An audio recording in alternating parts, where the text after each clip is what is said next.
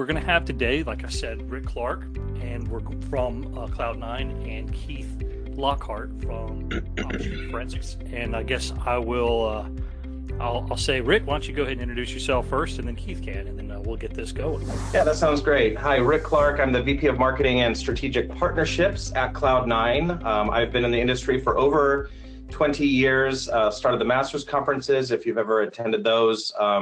And then I've really just been on the software side since 2006. And so today this is one of the webinars this year that I'm most excited about, because we are now starting to thread ECA into modern data. This will all make sense if you're not familiar with modern data. We'll do all the definitions. But I'll have Keith introduce himself, and what I'll do is kick off the discussion with a recap on what we talked about in our first webinar. But please, throughout the entire presentation, if there are any questions, please jump in. It's a lot of content that we're going to get through today, but questions are equally as important. So please jump in, and Keith, I'll turn it over to you. Perfect, Rick. Thank you. I apologize for the sound of my throat being sick, but we'll do this. My name is Keith Lockhart, and I'm the VP of Technology and Training at Oxygen, which is a pretty cool way of saying that I get to interact with all of our kind of customer-facing technologists in the company, with support and sales architects and training and QA, and kind of play the role of gathering feedback and features and delivering information like, wow, here's some new stuff that's come out. Let's try to integrate these things and work on partnerships like this with Rick and people that we can leverage technology and make them complement each other to do cool things. So yeah, as Rick said, this is kind of a part two of something we started before, as we kind of embellish and elaborate on ways our technologies can work together to, in the end, help you all. When we talk about vision statements, I think, and that's our ultimate goal, is to empower everybody, whether it's internally, externally, whatever you're doing with technology, let's make it better. So today's topic, what is modern data ECA? So early case assessment. Well, we start, yeah, you can go ahead. We start with the challenge, and this is a recap a little bit over what we talked about a few months ago in our first webinar, but we just know as e-discovery professionals, and just the fact that data is changing in the way, because of the way we communicate. What we're finding is that 91% of the Fortune 100 companies are using Microsoft Teams specifically, and over 6 billion chats are sent in Teams, and 17 billion in Slack. So Slack also having quite a bit of use there. This is all through the eDiscovery Journal, really great resource, suggest you check it out. The third one is texting. So we're finding that both personal and business, 27 billion texts are sent daily. So we've got a lot of good data points here, and really the challenges that we're finding in eDiscovery is that nearly all of the cases are now getting this data is part of discovery. So the next slide, when we look at specifics in eDiscovery, we find that we did a poll in July, and we found that 52% of the cases has Teams, 35% Slack. I bet you if we polled again, the numbers would continue to climb. I speak at a few conferences over the year, and I always do the raise your hand if, and I see a lot more hands, even from month to month.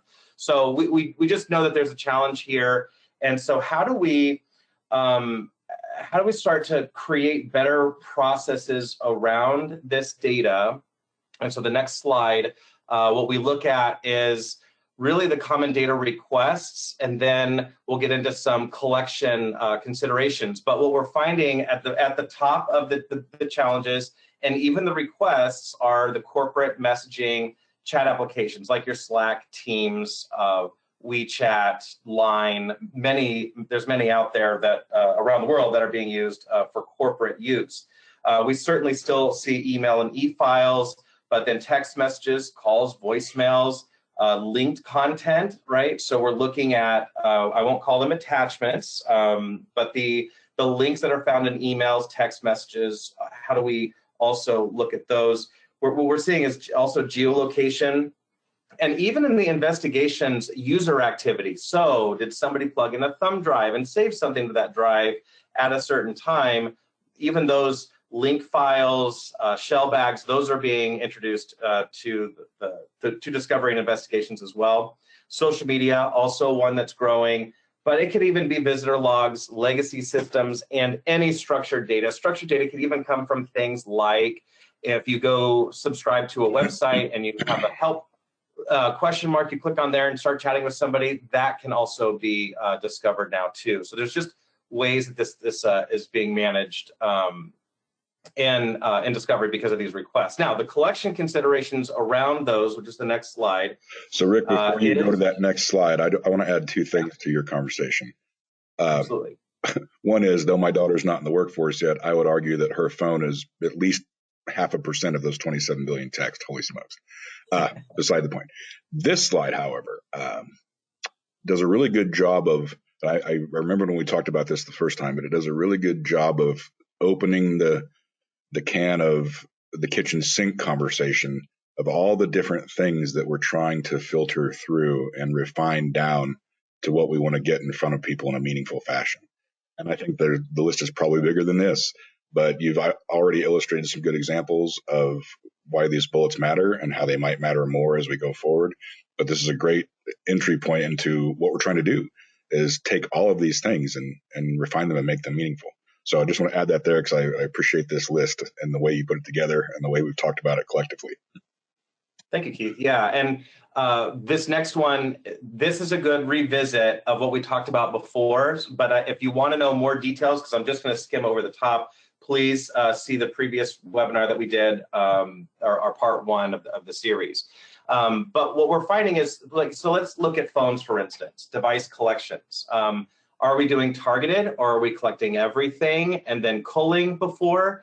Are we collecting everything and putting everything in the review platform, right? Like there's different considerations around that. And one of the things that we find the most is the conversation is, well, we really only care about these text messages between these particular individuals. And that might be true throughout the whole litigation or discovery process. But we do find is that others get pulled in down the road. My professional opinion is to collect everything, but only push to review those conversations that are relevant. Everything else, lock and key, secure, so the end custodian and client is okay with that full collection. Target collections, though, can still be useful. So we're going to dive more into that specifically today because we are talking about early case or early data assessment and ways to cull down and organize data for review. And all of the front end lift on that is done through Oxygen. So that's where we're going to take a deeper dive. So again, we did talk a lot about this in our previous webinar. I recommend you check that out. And yeah, so let's go on to the next slide here, unless you have something to. Yeah, I just got to concur on, because you and I talked in depth about, do we collect everything or do we just target right out of the gate? And the safer play, as we agree, is, look, while we have access to everything, just get it, because you never know what's going to come down the line later for what you might need additionally out of there, how a matter evolves to go from this point to that point. So yeah, I just got to affirm that, and I'm glad you bring it up that way, because that collectively is the safer play in our mind. Yeah, and then, yeah, perfect. Okay, so keep the quick recap is there are good collection and culling strategies. We're going to take a deeper dive into the culling strategies today. We did a good conversation on collections before, and then we'll get into, after the data has been culled and organized, a data processing automation. So not having to put everything into like a law or some processing solution. We've automated a lot of those processes to just go into a review platform. Then we'll talk about conversation context, meaning how do you put together a view where you see somebody starts a conversation in email, switches over to Slack or Teams, then picks up their phone and starts using WhatsApp, for instance, right? Those are pretty common, we're seeing out in the wild, and so we'll talk a bit about that. And then native review versus document review of this data. So think of how Clearwell back in the day, you were able to do some native reviews, cull down a lot of data first before pushing into a document review. And then we'll talk a bit about production flexibility. So again, today, most of it is going to be spent on culling strategies. So the next slide is If you're not familiar with Oxygen and CloudNine, we partnered over the summer. You can go to the next slide if you want. We partnered over the summer because we found the simple handoff of data out of Oxygen is exactly what CloudNine Review needs. So I'll get into more details there, but we also uncovered during our partnership a lot of other functionality that can get built in to the culling process that Oxygen does that typically is a very expensive process if it gets into the e-discovery orbit, right? So that's what we're gonna get into here in a little bit. But Keith, I will turn it back over to you. Perfect. So from a partnership perspective, it's good to talk about us. So, you know, Oxygen, if you're not familiar, look, we like to make the world a safer place is our tagline. And as a mission statement, we do that with technology and people interaction. I think a vision of enhancing efficiency and transforming how we work and collaborate is great, but the key word in there is empowerment. And I'd kind of mentioned that earlier, that look, internally, how we do with our own people and organizationally, and then how we transfer that outward to our user base. I mean, look, we want nothing more than everybody to be successful when they're using technology, especially ours, but, you know, use what works in your world. And if it comes to making the world a safer place with our stuff, our vision is to make you awesome at it. Historically, we've been around quite a while, but I think the biggest point we make about our history is the pedigree of our employees, that most of the people that play with our technology like that are practitioners of the industry or educators in the industry, and we try to leverage that all the time and how we get people down in front of technology and make them use it. And I think when you combine the vision, history, and mission, we come out with some really cool things on the right-hand side that make that go better. So Detective is our flagship tool, our flagship product, Oxygen Forensic Detective, which is something we've referenced kind of already in the partnership, where we can collect things and process them and analyze them and make great reports. That's a very, very 100,000-foot statement about the platform that Detective is and all the things it does. We're going to look at some cute workflows today when we talk about culling this data down and making it more refinable. The Oxygen Remote Explorer conversation is taking the Detective functionality and adding remote collection to it for all intents and purposes of workstations in like a Windows, Mac, and Linux world, and devices and things like that. And then the Oxygen Analytics Center is a great platform for collaboration when it comes to, wow, we need more eyes on this, and we need to divvy up the work, and we need to make a smaller footprint and make this data accessible anytime, anywhere over the web. So putting those three things together kind of supports the mission with the vision. And as practitioners and educators in that regard, we're always trying to make people use it better. That's kind of the Oxygen overview. Awesome. And I'll give a quick overview of CloudNine. So CloudNine, if you're not familiar with the company, been around over 20 years, really starting in the hosting e-discovery space. In the mid-teens, CloudNine purchased Law and Concordance and Explore and a few other assets from LexisNexis as they weren't getting fully developed as the industry needed. CloudNine has infused a lot of development into both CloudNine Law and Concordance, so those platforms are continuing to flourish. Obviously, everyone knows the Concordance DAT file. That is a pretty good standard to transfer data back and forth. But CloudNine Review is what we'll talk a lot more about today, as this fits in this particular workflow. And if you're not familiar, CloudNine purchased a company actually I had started with a partner back in 2018 called ECA Analyst. That now is rolled into CloudNine Review. So all of the modern communications is now married up with all of your emails. And so all of it lives together, but gives a native review as well as a document review, whatever works best for you to review that data. Again, I'll get into more details there. So go to the next slide. And so with CloudNine Review, we're doing is as much of the automation as talked about earlier for the processing.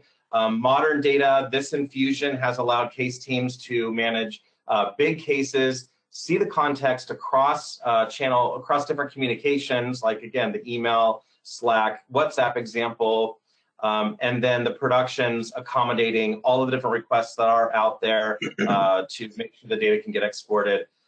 pretty easily. Pricing is also, you would be very surprised at how affordable this is, whether it's pay per use or enterprise, all are available there. So that's a quick overview on CloudNine Review. Lastly, we've had a very busy year, good year, lots of awards.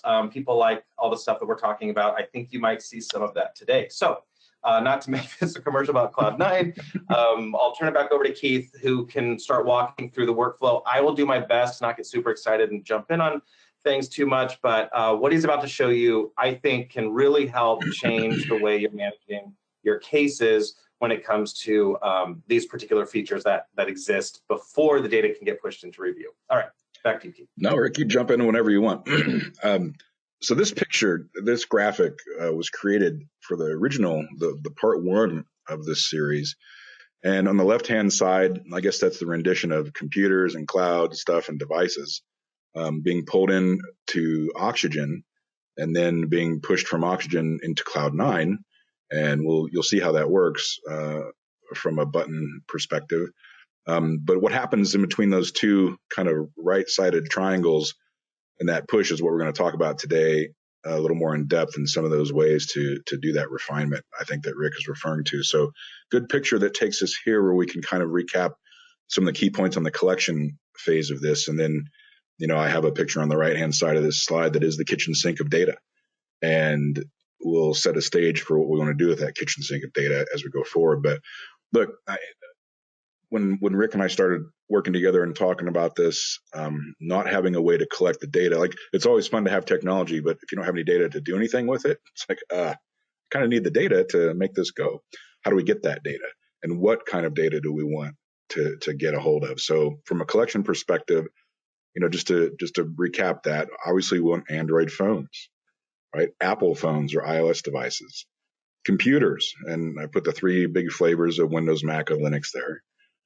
We want to be able to target that if we absolutely have to do it. Maybe there's a scope issue, who knows? You know how Rick and I feel about this.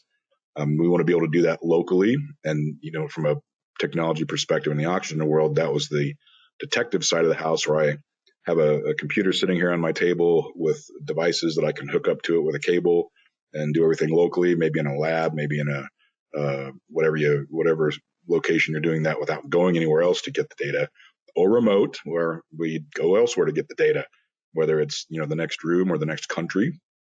We want to do that in a secure fashion for bringing that data back. And of course the cloud.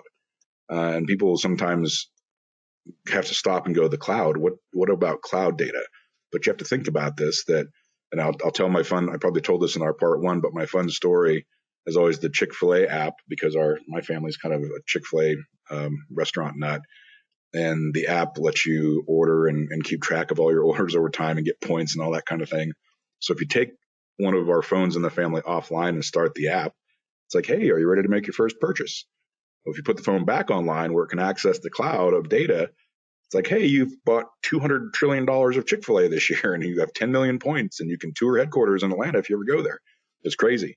But because of that kind of functionality in the device world today, everybody wants their data everywhere. Synchronize this. If I log in over here versus over here, I want to see all my stuff, or this device or that device. So it may be that the data we want or need isn't even on everything in the bullets above that cloud bullet, and we need to get in the cloud and get it. So all those different types of collection help us with the bullets that Rick listed earlier, or the picture here on the right-hand side of the arrow of building that big data set.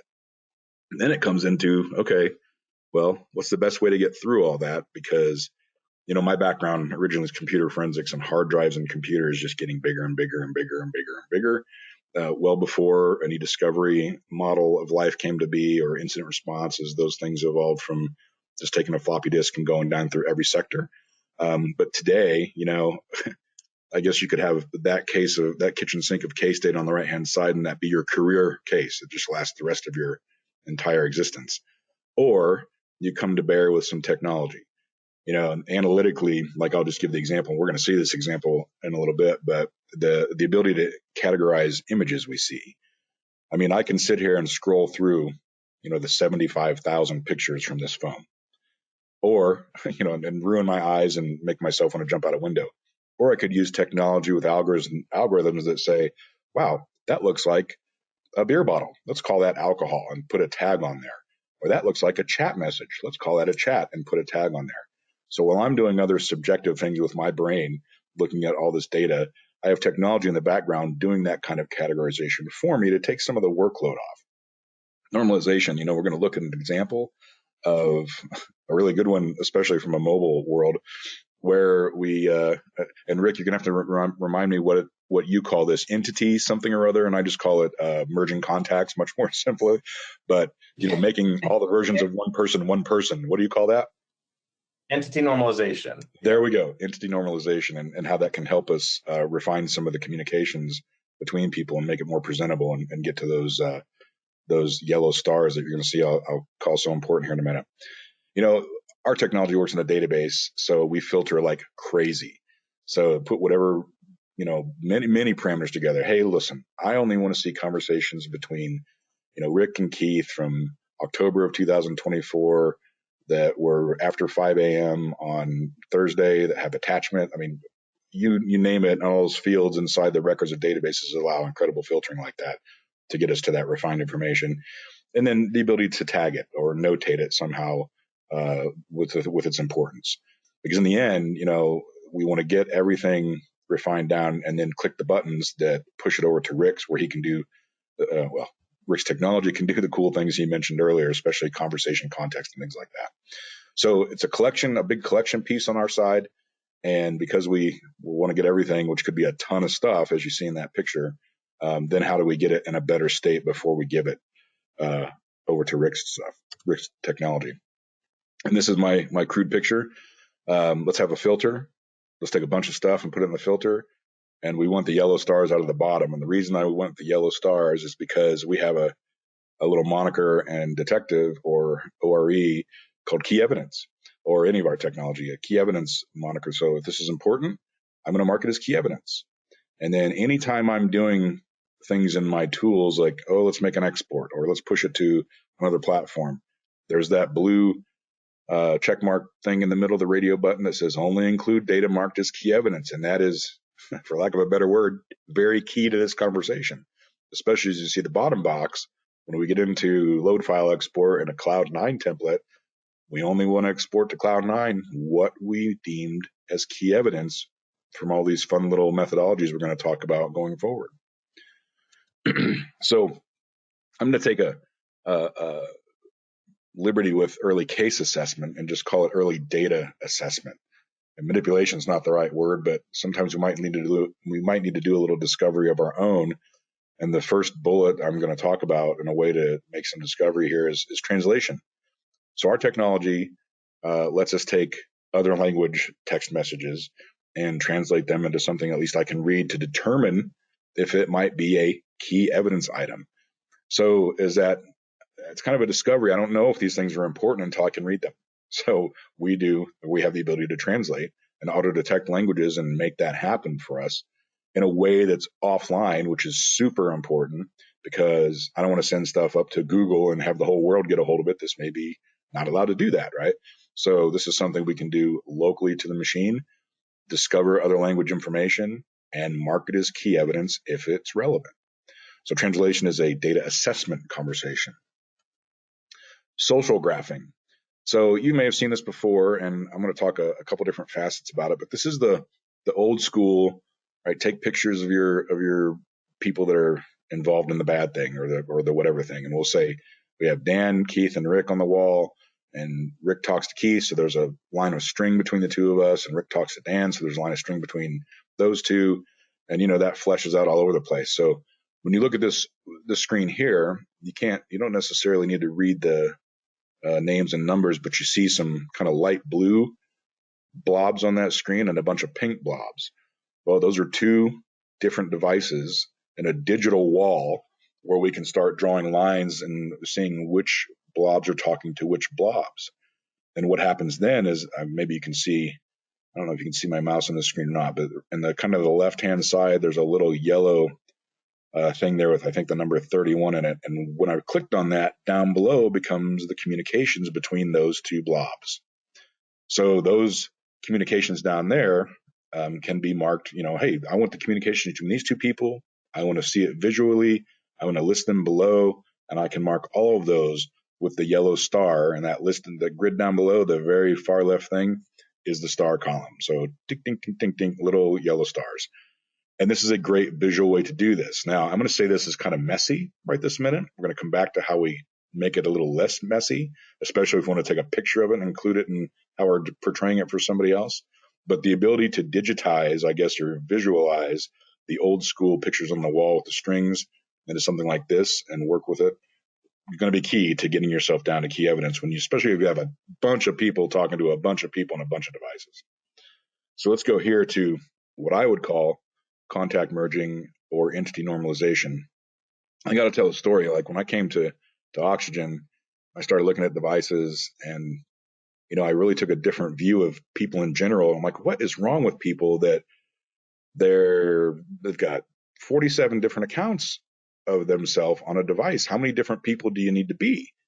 Then I had to take a second and think about my own phone. I'm like, oh my gosh, there's probably 20 versions of me on my phone and different chat clients with different account names and different emails and iOS stuff, FaceTime. I mean, it's just ridiculous how many versions of yourself are out there, especially on your own device. Think about the one in your hand probably right now. So if you put all the versions of someone on the device on the screen like this one, there's a lot of little blobs to go through. But the reality is they could very well be the same person. So if we come down and make them all these different clients, for each one of these people, Allison Kelly phone numbers, but all those little icons for the chat clients, Facebook or browsers or whatever it is, X and Skype and Messenger, if we make them all one person, look how that cleans up our visualization down below. It's a lot easier to navigate. It's a lot easier to present to other people. It's a lot easier to, matter of fact, in this screen, we're just seeing a common contact between the two of them that really wasn't readily apparent before because we just had such a mess to go through. So when we're putting all that stuff in the filter, if we can find a way to, make it more recognizable and more meaningful to find the yellow star stuff, that's why it's in the list. So entity normalization or contact merging on this end before it even gets out of Detective to CloudNine. Image categorization, this is something I mentioned earlier, but you can look at the list on the right-hand side. That's a pretty good list of, hey, technology, go out and find these things for me so I don't have to on my own. And, many of these could not be relative or might not be relative to our overall conversation today, but there's one where, Rick, this is like when you say I get excited, here's the one that drives me crazy with this one. The third one down on the list are chats. So think of all the times, well, I'll just think of all the times on my daughter's phone, as she's my baseline for the world these days. How many times do you screenshot a chat and send it to somebody else? Look what Rick said, right? Or look what so-and-so said, because, hey, picture's worth 1,000 words, right? Well, that is a picture at that point. So if there are a bunch of those, and we can have image categorization go find all of those for us while we are doing other things, that's fantastic, because I cliffhanger us with what then could we do with these once we've found them all. I might not necessarily mark all of them key evidence, but I might want to do something with the content of those pictures, which takes us to our next conversation, which is about speech and text recognition. So I'll start with speech just because that's the first word in the feature. So what if, in addition to text messages we can find in pictures, we have audio files in our kitchen sink of data we've gathered? Well, we have the ability to take those audio files and render the speech out of them, like closed captioning, essentially. So you don't have to listen to the audio files, but by the time you get there and you click on the audio file and you can see down below, well, there's all the content inside the audio file without listening to it. And then if you see the bottom of that screen, we can then search those excerpts from those files, whether it's audio from a speech or text from a picture, from an optical character recognition perspective, we'll come to next. But once we can search those, and we'll talk about search here in a second, then they become the little key evidence yellow star potentially, which is our overall goal, is to refine down to what's important. But speech and text recognition are a great way to discover things that might not have been part of what was important when you gathered those source data files. What you found in them through technology becomes super important. So that's the speech side of it, and then the text side of it. So This is a different picture. It's not a chat message, but the same conversation applies. It's a JPEG, but it's full of words we want to optical character recognize. So then we can, as we saw at the bottom of that thing, recognize speech and text, search through those things, and they may become important all of a sudden. What was a picture and innocuous in the beginning? Oh, yeah, who cares about that? But you look at it and you see it's I don't know what it is, a document of the ages to make a smoking gun type of document. And we can get the words out of it and search them and find that. So searching, Actually, go ahead. if you don't mind, jumping in real quick. So when we look at data preparation for, let's say, CloudNine Review, the translation, the contact merging, the image categorization, the speech and text recognition, and even OCR, even though we automatically OCR on ingestion, those are all things that are typically an extra charge or process outside of traditional review platforms. And so for what's exciting about this for us or our clients is that they can do a lot of this data organization and these extra features here, like with the translation and speech and text recognition or transcription. That data is now prepped and will get pushed into our system without any extra charges, right? So, and it all is now sort of seamless in one place, one load file, instead of having disparate systems as well. So if that exists for you in disparate systems, or there's a big expense to it, this is probably going to stand out as something very beneficial to you. It's funny you mentioned that, because earlier when you finished on the bullet of flexible pricing, I always think back to our conversations about this when we talk about pricing. And yeah, this is you can save some of the cost as you talked about, but data prep, I think, is a really good way to say this. And it kind of ties into, you didn't even know this was important until some of these technologies went into the picture and found the important words in it, or that chat message, right? Or that audio file that just dictated the whole issue of the matter, and you're able to search through it and do something with it. So yeah, that's a great double commentary right there on what we're doing collectively. So very cool. Searching, so just, some of these won't apply to this conversation, but I'm going to talk through them really quickly. That, look, you can take a keyword and go search through everything in Detective. You can take a list of those keywords or multiple lists of keywords. That back in the computer forensic day, people would say, so they run in and dump all this stuff on the lab desk and be like, hey, make me a case, I got to go. You're like, halt. Okay, what are you even? No. Yes, I'm sitting here with the technology, but you know everything you're after. At least give me a list of what to look for so I can get you some responsive data. I mean, they didn't know they were doing first pass review at that time, or first pass calling, but that's what we're doing, right? To get something to go on. So keyword list, hash sets. Hash sets may not be the key to the kingdom here, but when it comes to the kitchen sink and trying to refine data to what might be important, especially if it's a proprietary set of documents that might not be supposed to be leaving anywhere, then you have a calculated value of that data in that document, and you can match it in another data set. And maybe there is an importance there. So we can actually search by things like that. Regular expressions, look, I do not like math or expressions or any version of those, but right in the middle of the screen there's one that searches for email domains, Yahoo, Hotmail, Gmail, and the variables that could be before them, right? Something at, or credit card numbers or expressions to find patterns. Maybe that's the avenue that your investigation or your matter requires. You don't know exactly what you're looking for, but you do know the pattern, and you can go find some results that may end up being yellow stars. Faces, don't know if that's a conversation for today, but we can certainly take a face and match it against other faces in that kitchen sink of data. Ends up being kind of cool. Start applying the scenarios to that in your head. And hex, I'll leave hex out of it just because I don't want to talk about hex in this conversation. But the picture where I've included all those as a template could become very powerful. I mean, especially when you have this type of matter or that type of matter. It's like, look, every time we run into one of these, we want to use this template because it maximizes our first, second, and third passes to really get us down to what we want to then start applying more technology to get to our yellow stars, right? And down below, just a result of a search. And, you can see I've got in that picture the recognized text and speech, recognized speech and text box checkmarked. And the word pixie was the search term there, and it comes right out of that picture. And then all of a sudden, wow, that picture becomes, worth its weight in gold, like a document, because we OCR'd it and found the stuff in it like that, to then get it out as a yellow star. So statistically, stats, eye candy is always great. However, functional eye candy makes it even better. And again, technologically, maybe I'm looking for, I can see in the heat map in the middle of the screen there that on Saturday at 9 p.m. is one of the busiest times of activity in this data set. So I want to look there.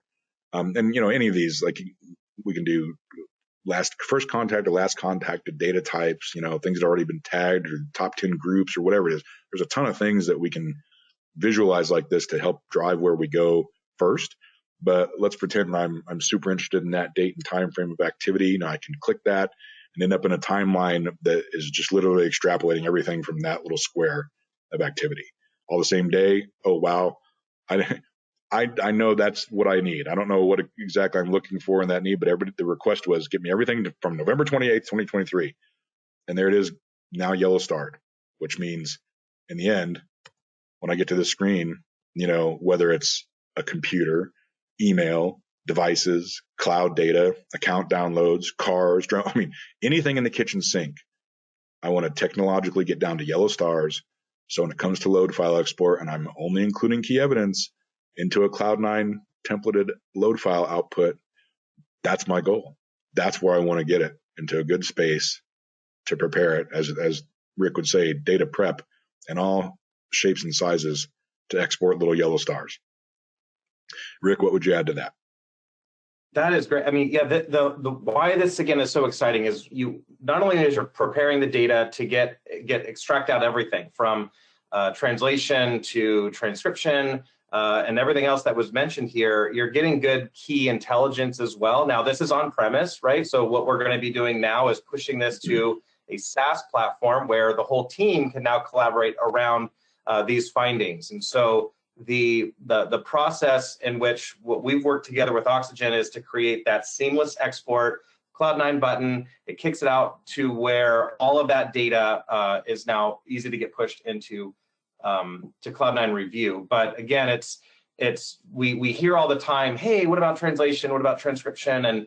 And this really does hit those tick boxes to get everything you can outside of the data before you push it into review, and even do some preliminary culling as well. So all of those things exist, and that way the review team is only getting the data that they really need to review.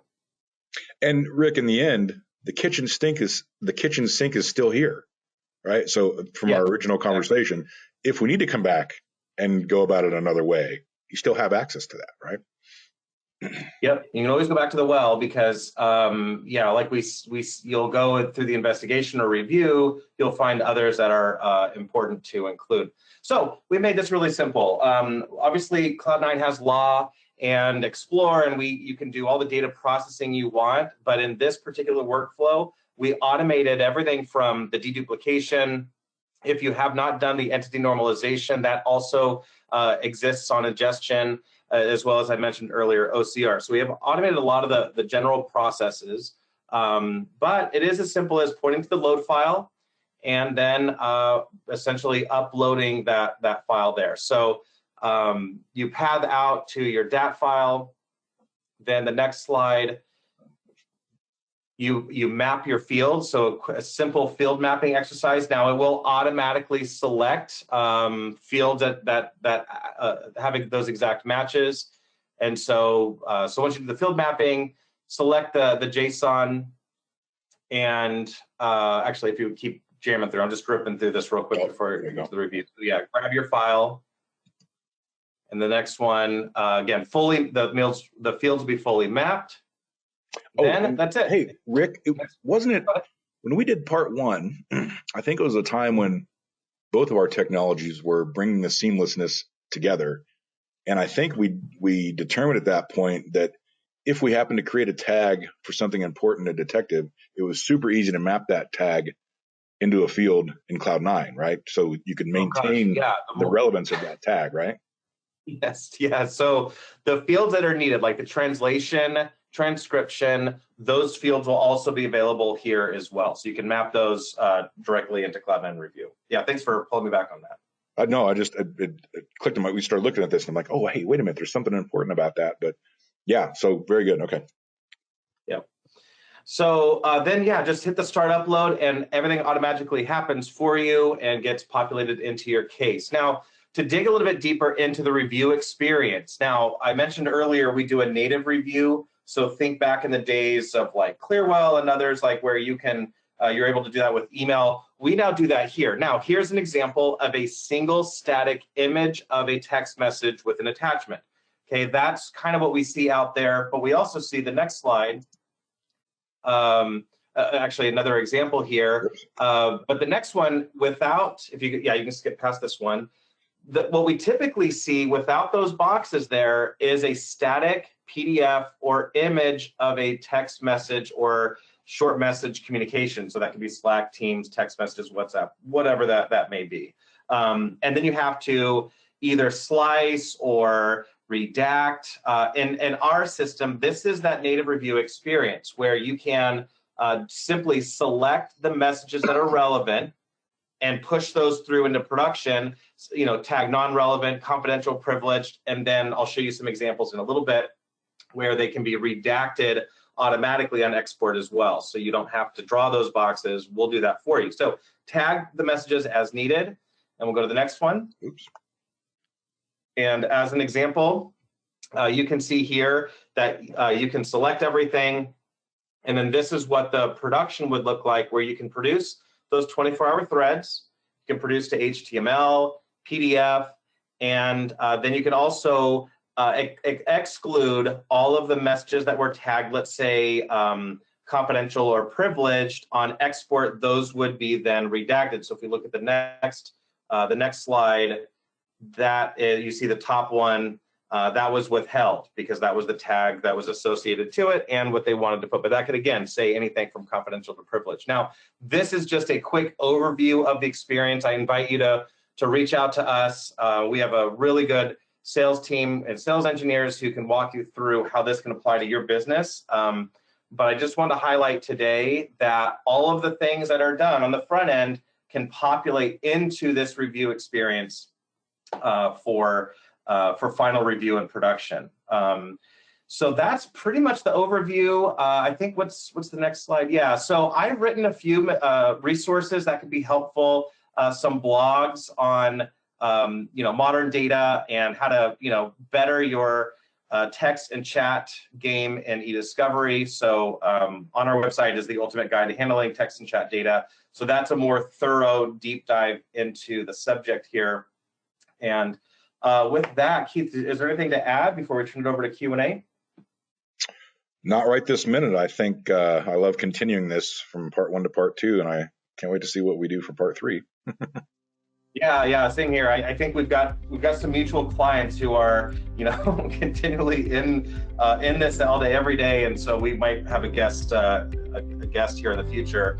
But again, just as a quick recap, again, I've been in the industry for over 20 years. I started pushing boxes in Orlando, started a software company in 2006, and then ESI analyst in 2018. So I've really tried to do my best to offer the industry good ideas, advice, and even now technology to help in the process of, managing these new data types. I hear all the time the challenges are we're reviewing all of these images. It takes a lot of time.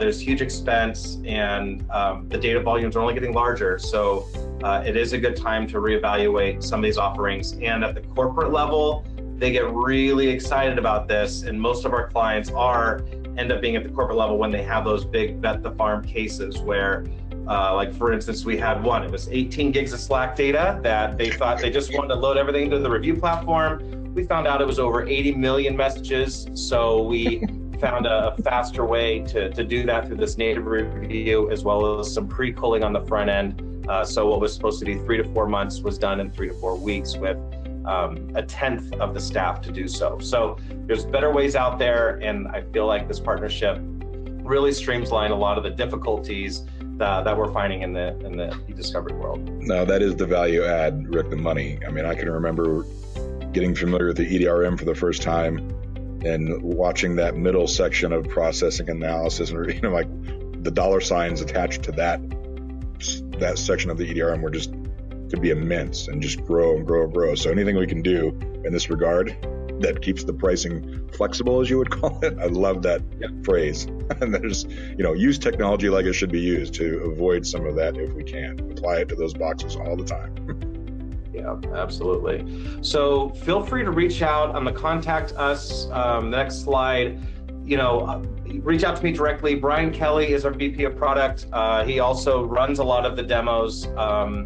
And just because it's highly consultative, we're all very familiar with our partnership and the data trade-off. So we can speak to essentially both sides of what we're doing here, but also please reach out to Keith as well. If you don't have Oxygen, it's a really great way to start adding some real big services to your business, or if you're a law firm, some things to really help your clients succeed there. And then we'll be at Legal Week together, so look out for us. You'll see more just some ads and things in the future on how we're going to be working together at Legal Week.